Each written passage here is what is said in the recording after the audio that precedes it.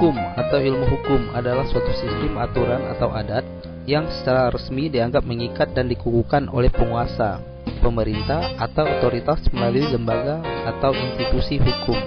Penjelasan ini mungkin sangat ribet dan membosankan, apalagi jika membaca buku-buku yang bertema dengan hukum lainnya.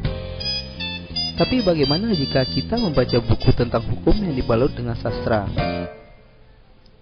Jawabannya ada di Good Lawyer. Buku ini atas dasar gagasan seorang wanita bernama Risa Amrikasari yang mengumpulkan para penulis-penulis muda di blog Gaul berkeinginan untuk membantu pemerintahan Indonesia ini mensosialisasikan pengertian hukum dengan cara-cara yang fun kepada masyarakat, bahwa belajar dan memahami hukum itu tidaklah menakutkan atau membosankan. Punya cita-cita ingin memberi kesempatan kepada penulis-penulis baru, penulis-penulis pemula untuk mengembangkan karyanya, menerbitkan tulisan-tulisan mereka menjadi buku, lalu juga untuk membantu pemerintah Indonesia memasyarakatkan hukum, mengedukasi generasi muda khususnya. Keuntungan nanti kalau ada keuntungannya sebagian akan disumbangkan ke yatim piatu, karena proyeknya bukan proyek beneficial, sebenarnya ini hanya proyek amal. Jadi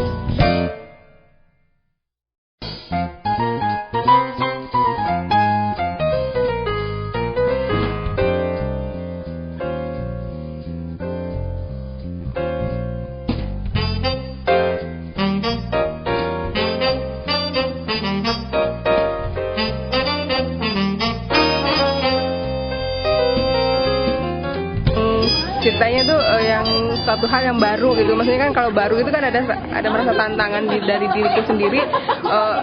Nggak hanya nulis itu tidak hanya sekedar nulis, tapi harus ada risetnya, harus ada baca-baca. Sementara aku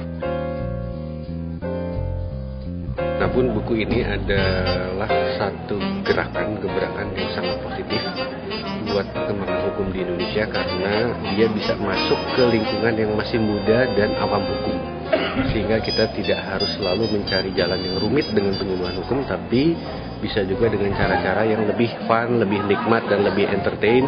Antara lain adalah bentuk cerita-cerita pendek seperti yang termuat dalam buku Good Lawyer ini.